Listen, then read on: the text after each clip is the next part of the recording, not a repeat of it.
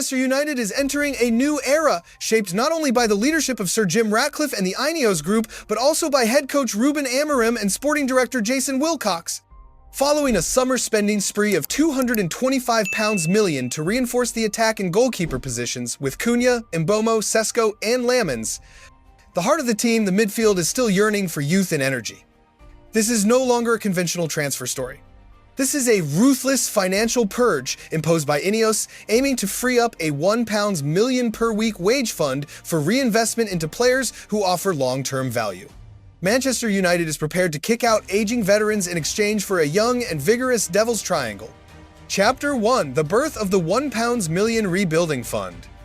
United's biggest challenge is the loss of at least £40 million in revenue due to their absence from European competition.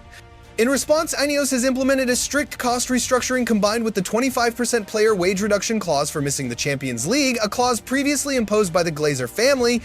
This has pushed United's wage bill down to its lowest level since the 2017-18 season. The key plan is to create a rebuilding fund by saving £1 million in weekly wages for reinvestment. This money will be strategically freed up from high-earning players who are nearing the end of their tenure or are likely to depart. Bruno Fernandes, age 31.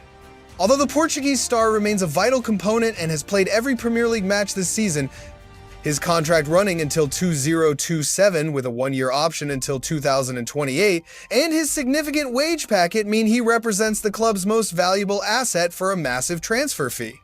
Coach Amorim is reportedly preparing for the possibility of losing the captain at the end of the season as part of the total squad reset. Casemiro, age 34. Although he remains a midfield anchor, the fact that he will turn 34 inches February, coupled with his massive contract, forces the club to consider long-term replacements. Patience with Casemiro has worn thin. Marcus Rashford, £325,000.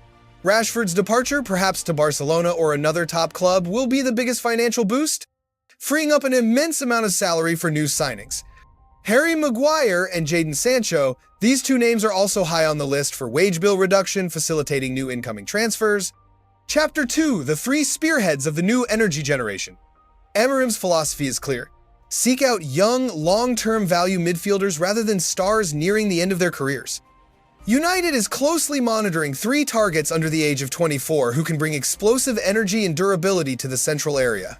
Carlos Baleba, the 21-year-old Cameroonian defensive midfielder, is considered the top target. Although Brighton has set an alarming price of £115 million after United's inquiry in August. Baleba is the perfect combination of physique and ball recovery ability, a younger, more mobile version of Casemiro. Adam Wharton, the 21-year-old English midfielder, a young player with Premier League DNA, is highly rated for his technical ability and potential to become a long-term stalwart. Elliot Anderson, a new addition to the shortlist. Anderson provides versatility and creativity, a necessary fresh breath to break the current midfield stagnation. His enthusiasm and ability to break lines are what Amorim craves. Chapter 3: The Test of Patience. No midfield signings in January. Despite the urgent need for midfield reinforcement, the Man United leadership has made a strategic decision. There will be no midfield signings in January. The reason is twofold. Transfer quality. The January market is often expensive and lacks top-tier targets. United is determined to wait until summer, the ideal time to finalize the wage bill clearance and negotiate with clubs for players like Baleba, Wharton, and Anderson. The Lavia lesson.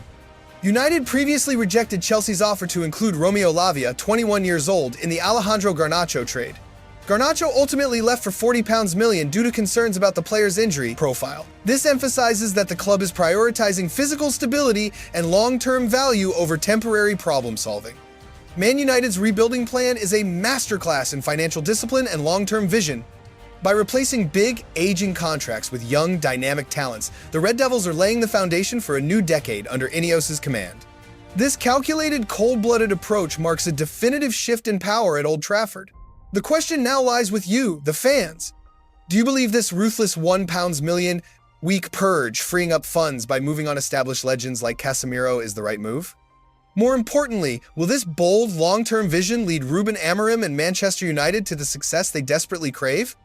Let us know your thoughts in the comments below. Don't forget to like this video and subscribe to our channel for the latest, most detailed analysis on the future of the Red Devils.